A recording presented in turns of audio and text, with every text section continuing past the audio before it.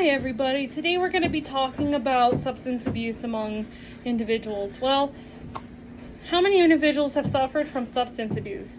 How many have died resulting from substance abuse? Now, there's something we may ask ourselves every day if you're working closely with people like that, or if you are suspecting a family member or somebody you love is abusing substances. Now, when it comes to substance abuse, the National Center of Drug Abuse Statistics 2019 estimates about 105,000 people die each year from opioid abuse alone. That's 76% of those deaths, actually. Well, when it comes to friends and family, it also affects them mentally, emotionally, and it also affects the individual physically, mentally, and emotionally as well. Substance abuse can cause distress to our families. Now, Launder et al. 2013 from the article Social Work and Public Health and from the National Library of Medicine discusses how families may face legal issues, violence, emotional distress, and children are at higher risk of abusing substances themselves. Now, that's alarming because that is almost like a traumatic response, and people who suffer from trauma tend to potentially continue that cycle of abuse as well. Now, another point is, according to SAMHSA 2023, from what are co-occurring disorders, mental health disorders can lead to alcohol and substance abuse as a coping mechanism. Now, mental health can also lead to a mental abuse or substance abuse. Substance abuse can also be taken from, can cause mental disorders such as not schizophrenia, but it can also cause depression, anxiety. Anxiety and depression can also cause that to happen. PTSD amongst our veterans have led to homelessness and substance abuse because they do not know how to cope with that trauma.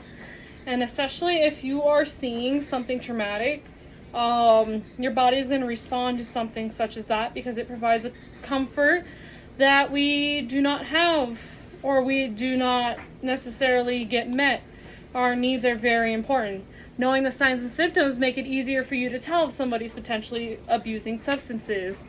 Many behavioral physical symptoms occur when somebody is using substances. Now, again, SAMHSA 2023 also shows that our physical bodies will have changes of appetite, our eyes will look more sunken, we'll see more withdrawn, unexplained changes in our personality and behavior, performance will decline.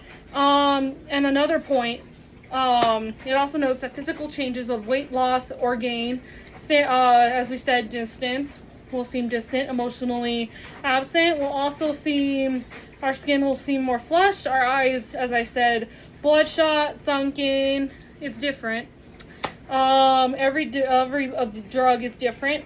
We'll also seem maybe sleepy, we'll probably slump over. I've seen that happen with a family member of mine personally, which is sad to say. She also passed away. If the symptoms align with substance abuse disorders, it may help the friend or family we may be able to help that individual by being there. We need to be positive when we're helping our people. When it comes to helping our friends and family, you don't want to shame them. It's only going to make them want to turn to drugs, and it's going to make them want to, they're going to want to continue using it. And shaming always has a negative impact on that individual. When for an example, if you're this is nothing different. If you're scolding a kid and you're shaming them for their flaws, it's only going to make them feel horrible, and it's going to make them continue that behavior. When it comes to substance abuse, for example, you want to be supportive. You want to help them through their crises. You want to tell them that you're here for them, that it's okay to get help. According to the article 5 Tips on How to Help Someone Struggling with Addiction from England 2023, it talks about understanding their mental health. Basically, you're going to target whether they're depressed, they're struggling with PTSD, they're anxious, maybe they had childhood trauma, maybe they had trauma in their adult life and they don't know how to cope with that. You want to help them through that, whether it's getting therapy, whether you're being supportive and listening to them, whether you want to help just be there. You want to help support that individual. Again, the same point, it says being supportive also shows the individual aren't alone in their journey. If they're alone, they're going to be struggling, they're going to be alone in their thoughts, and it might turn them down that rabbit hole even deeper. When you come to supporting them, even if you get them into rehab, you can visit them, give them words of encouragement, encourage them to get that help that they need, because in the end, that help is very essential for that individual to get the help they need. It'll give them more motivation, and it'll show them that there's a light at the end of the tunnel, and that substances are not always the answer. When you do come to help them, it'll also build a bond with them that will strengthen, and you'll be one of their biggest backbones, and in turn they may help you down the road if you are struggling.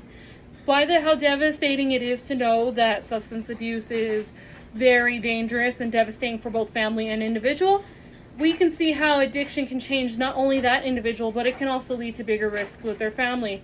It can be different for everybody. Not everybody experiences the same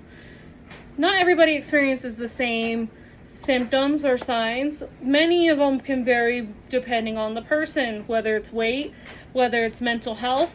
But no matter what, you want to be there to support that person. By supporting, you are changing both your life and theirs, and you're showing them that somebody cares. Thank you so much.